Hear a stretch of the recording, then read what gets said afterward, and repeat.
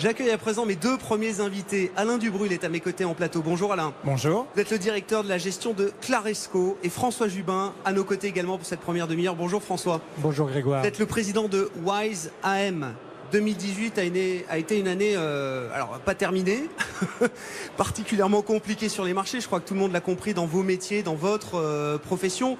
Est-ce que le message est arrivé au client, jusqu'au client final? Et alors les partenaires CGP qui sont là aujourd'hui, mais qui sont en contact avec le client final, qu'est-ce qu'on leur dit, Alain Dubrul? Qu'est-ce qu'on leur explique en cette fin d'année 2018 qui marque quand même une rupture en termes de tendance de marché? Voilà, alors la première chose qu'on leur explique, c'est que effectivement 2018 ne s'est pas exactement déroulé comme tout le monde l'attendait au début de l'année. Donc juste pour un rappel, fin 2017, l'économie, notamment en Europe, était en phase d'accélération, qui semblait d'ailleurs un petit peu élevée par rapport aux tendances habituelles, mais on était sur une tendance d'accélération. Et donc les thématiques qui étaient présentes, c'était probablement l'idée que l'inflation pouvait un petit peu accélérer sur cette économie qui allait rapidement, qu'on pouvait avoir des matières premières qui auraient monté, et que derrière, on risquait surtout une remontée des taux d'intérêt qui aurait pu commencer à freiner un petit peu cet élan. Ce qu'on a vu finalement, c'est que l'économie s'est petit à petit ralentie, pas vraiment beaucoup, mais quand même un petit peu, et plus on avance dans l'année, plus on se rend compte qu'il y a un petit ralentissement. Alors rien de majeur a priori, mais tout de même. Et en termes d'anticipation, en revanche, des craintes sur 2019, d'un ralentissement plus accentué de l'économie, en tout cas des craintes qu'on retrouve dans les politiques monétaires, avec la Fed qui commence à mettre un petit peu la pédale douce sur les perspectives 2019, et puis la BCE qui n'a toujours pas remonté ses taux, qui devrait le faire l'année prochaine, mais là où sur lesquels on sent aussi peut-être un moindre enthousiasme à aller vite. Et donc tout ça se traduit au niveau des taux, par des taux qui finalement ont quand même monté aux États-Unis de 2,40 à 3,10 avant de retomber à 2,90, mais qui en Europe aujourd'hui, pour un certain nombre de facteurs aussi plus récents politiques dont on pourra reparler, se retrouvent finalement 20 points de base en dessous du début de l'année. Donc les taux aujourd'hui sont encore plus faibles qu'il y a un an, alors que l'économie a quand même progressé. Et ça, c'est un point majeur qui explique alors la contre-performance ou les contre-performances qu'on a pu enregistrer, accumuler sur les marchés. Le niveau le 10 ans allemand à 24 points de base au moment où on se parle, ça, c'est un contre-pied majeur par rapport à ce qu'on imaginait en début d'année, Alain. Oui. Même s'il faut souligner qu'aujourd'hui, le reflux des taux est probablement, surtout en Europe, lié à des incertitudes politiques, liées notamment à ce qui va se passer la semaine prochaine sur le Brexit, à ce qui se passe cette semaine en France sur les Gilets jaunes. Bon, en Italie, il y a les incertitudes budgétaires qui sont un petit peu améliorées, mais également aux États-Unis, où on commence à craindre que la guerre commerciale puisse avoir des impacts plus négatifs que prévu, avec des dimensions politiques également. Donc aujourd'hui, les taux aux États-Unis, mais même en Europe, s'ils sont aussi bas, c'est plus des craintes que le signe d'un réel ralentissement, qui pour l'instant est encore très modeste du côté de ce que disent les entreprises. Qu'est-ce qu'on rajoute à l'analyse, François? Et puis je reviens à la question de départ, mais je vous la reposerai aussi, Alain. Quel est le message des asset managers que vous représentez, des maisons que vous représentez, aux partenaires CGP là? Qu'est-ce qu'on leur dit et qu'est-ce qu'on leur explique en cette fin d'année 2018? François. Pour ma part, je pense que le point majeur à faire remonter, c'est que nous sommes dans un changement de paradigme.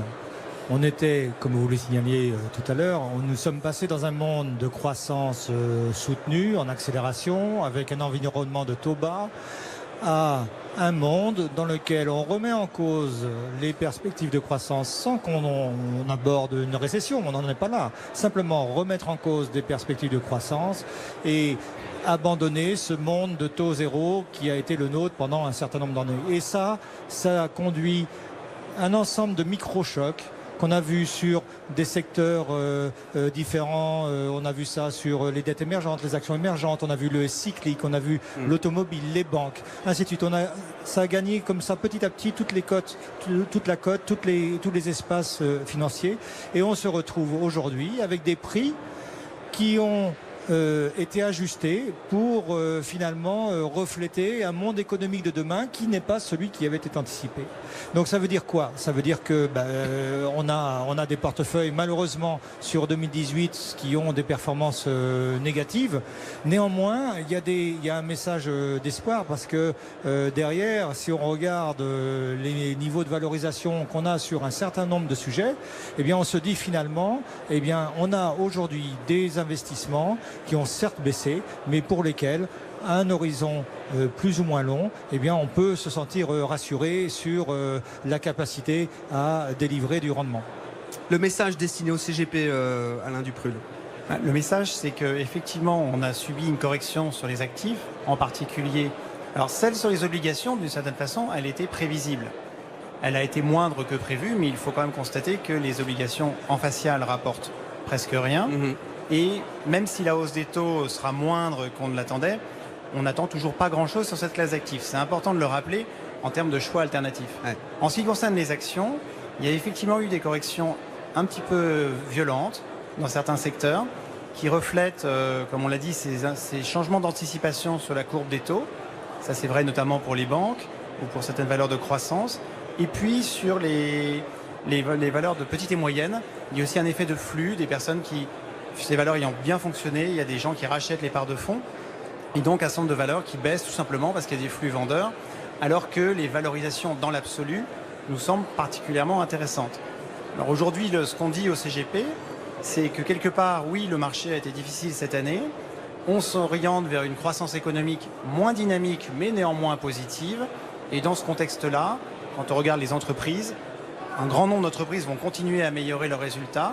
Leurs valorisations aujourd'hui sont assez attractives. Donc on se tient prêt à renforcer les actions dans nos portefeuilles. Dans nos portefeuilles actions, on a fait pas mal de liquidités et on est prêt à saisir sélectivement à renforcer nos investissements.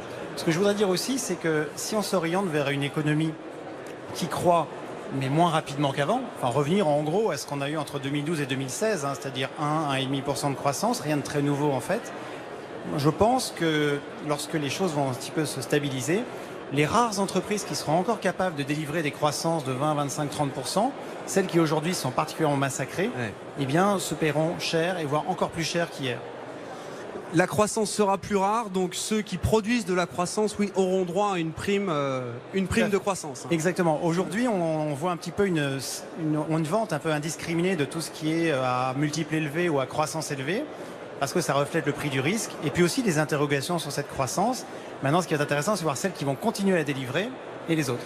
Tout est dans le si les choses se stabilisent, c'est ce que vous avez dit Alain, et j'aimerais que justement on explore quelques-uns de ces phénomènes. Encore une fois, je trouve que la séance du jour, enfin la séquence de cette fin d'année 2018 est très parlante et reflète bien les enjeux de 2019. Avant le sommet du G20, beaucoup de gérants me disaient bon, si on veut être un petit peu positif sur la fin d'année, si on veut retrouver un peu d'espoir, il nous faut deux choses. Il nous faut la pause dans la guerre commerciale, et le dîner Donald Trump-Xi Jinping était l'occasion de marquer cette pause. C'est ce qui s'est fait dans un premier temps. Et il nous faut une Fed qui soit plus accommodante, ou en tout cas qui intègre dans son discours ce ralentissement, cette perspective de ralentissement de l'économie américaine. On a eu les deux en quelques jours, ces derniers jours, François. Le marché est beaucoup plus mal que précédemment. La situation de guerre commerciale devient une situation de guerre totale. L'affaire Huawei aujourd'hui, je veux dire, marque les esprits en profondeur sur les marchés, j'ai l'impression.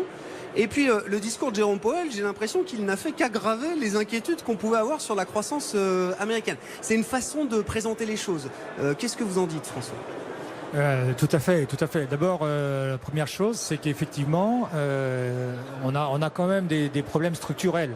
Et on pourra revenir, mais de la guerre commerciale, vous parlez de guerre totale, mais c'est une guerre économique derrière, parce que on voit bien que le sujet de la guerre commerciale qui a été traité par le dîner du G20, visiblement, on l'a éliminé, et on revient tout de suite sur un sujet qui est beaucoup plus profond, qui est beaucoup plus stratégique, qui est des enjeux de conquête économique sur le monde. C'est pas la question des tarifs, là. C'est plus la question des tarifs, c'est la question qui va dominer le monde demain. Enfin, on a le sentiment que c'est ça. C'est un conflit entre un conflit entre la Chine et les États-Unis sur les grands sujets économiques de demain. Cette guerre, elle prend une tournure plus violente que ce qu'on imaginait. Enfin, encore une fois, tout va très vite. Ouais. Tout va. Aujourd'hui, on voit bien. On a 2018. Vous voyez comment on a été baladé sur les thématiques. Tout va très très vite. Et on pensait effectivement le discours de Powell, la rencontre en marge du G20. On s'est dit allez, on va s'offrir une pause. On va commencer à regarder un peu. On était prêts, hein. Le marché, les gérants étaient prêts à s'offrir ce moment de répit. Là-dessus, moi je voudrais quand même dire que la position de la Fed, elle est assez compliquée. Ouais. Parce que et l'économie et le marché américain dans son ensemble, le marché actions américain, c'est un marché qui va être compliqué parce que d'un côté, soit il y a de l'inflation et on va avoir des gros problèmes parce que la Fed va être obligée de réagir face à de l'inflation, soit on a du ralentissement. Et là, ça va quand même poser un problème sur les perspectives de croissance. Et peut-être qu'on aura les deux. Voilà, donc sur la partie américaine, on n'a pas encore fini d'en parler, me semble-t-il. C'est intéressant. Alors, est-ce que dans cette phase du cycle, le risque d'une erreur de politique monétaire revient au premier plan, enfin pour 2019, Alain Dubreuil? Comment vous avez perçu le discours de la Fed ces derniers jours, hein, le Jérôme Powell notamment, qui a adouci un petit peu le ton? Est-ce que c'est de nature à rassurer les investisseurs aujourd'hui, qui estimaient que la Fed était peut-être partie un peu trop vite au regard des perspectives d'inflation? Est-ce que c'est un risque de montrer un ton plus accommodant aujourd'hui si le risque d'inflation n'a pas disparu, le risque d'une inflation qui surprendrait durablement à la hausse?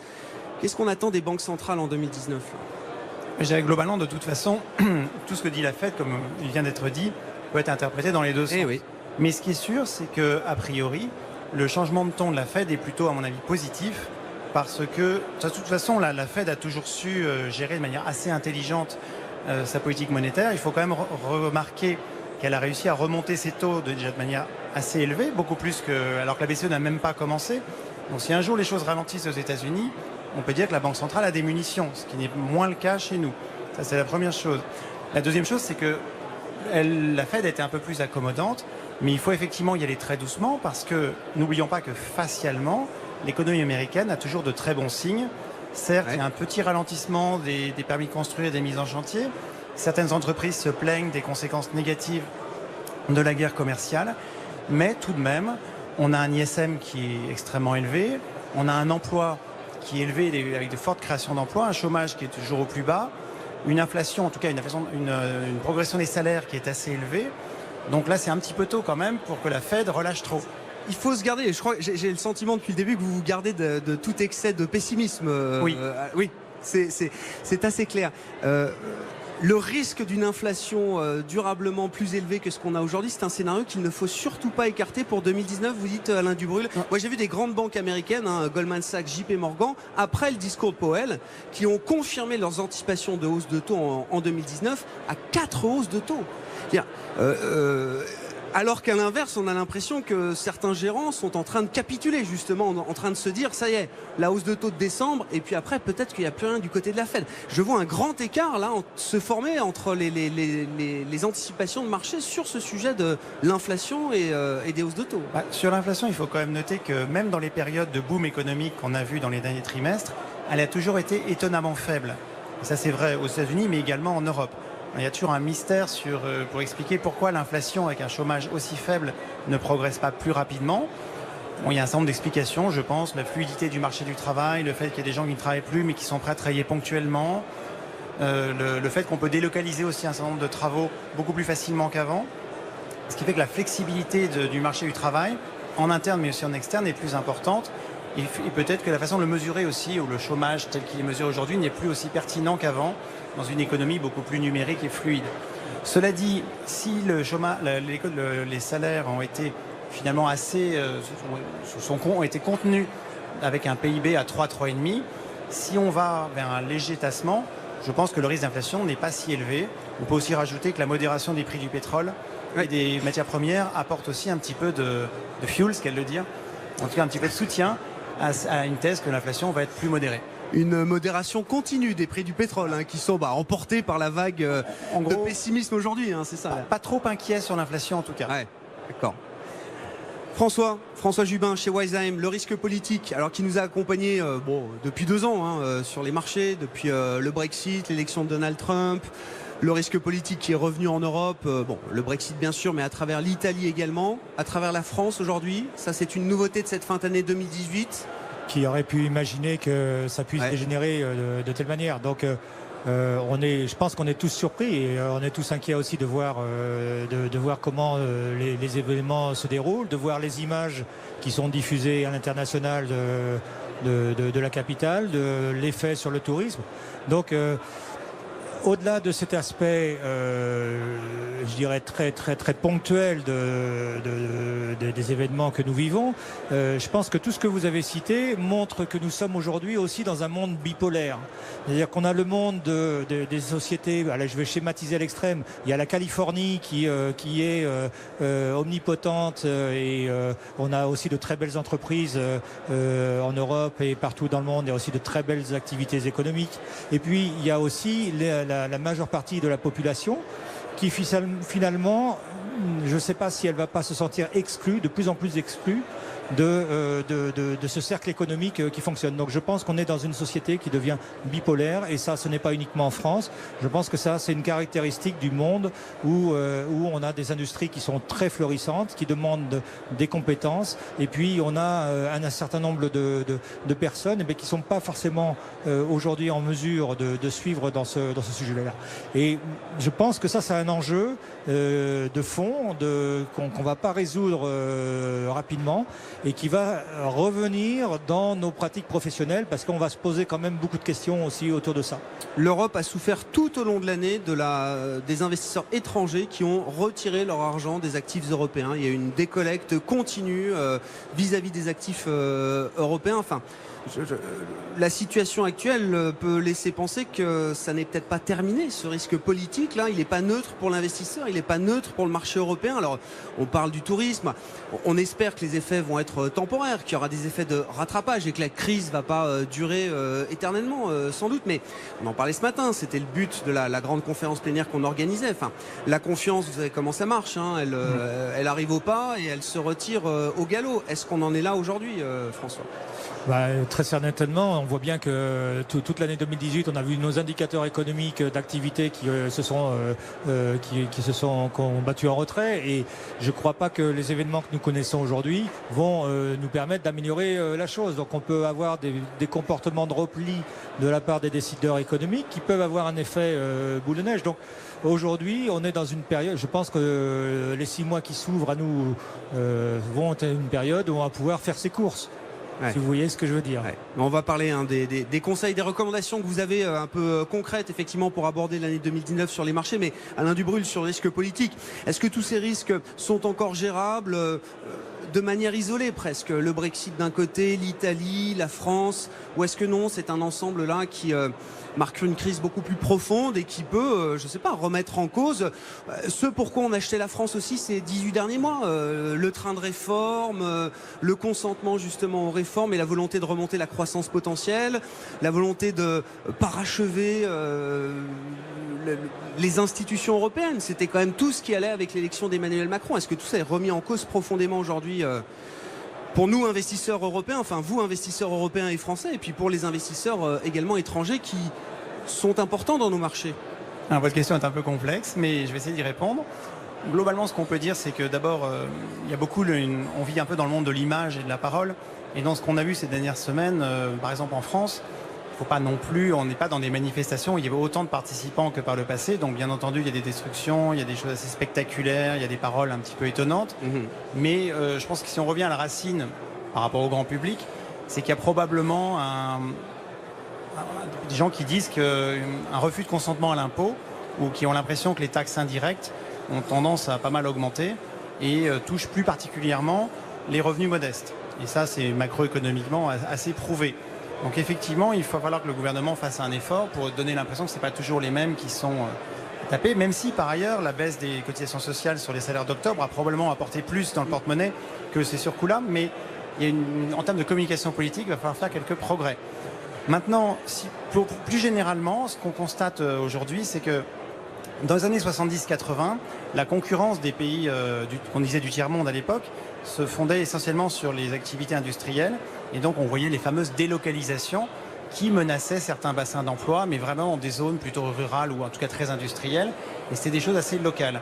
Ce qu'on pourrait dire aujourd'hui, c'est que si on se positionne à l'échelle du monde, en fait, le monde est très prospère. La croissance est à plus de 3,5%. Et en fait, la difficulté des sociétés développées, c'est qu'en fait, les classes moyennes des pays émergents se sont beaucoup enrichies dans ces 10-15 dernières années, à commencer par celle de la Chine, et que en Europe ou aux États-Unis, ceux qui souffrent, ce n'est plus seulement les classes vraiment populaires, mais même les classes moyennes. Et donc en gros, jusque le 70-80% de la population souffre en relatif en tout cas d'un certain déclassement, en tout cas ne se sent pas complètement dans le train de la mondialisation.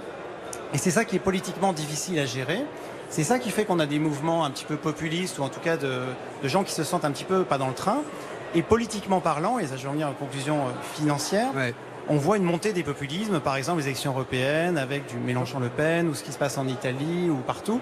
Et je pense d'un point de vue investissement, une des conséquences qu'il faut avoir quand on a une vision moyen-long terme, c'est être très prudent sur tout ce qui est marché de dette.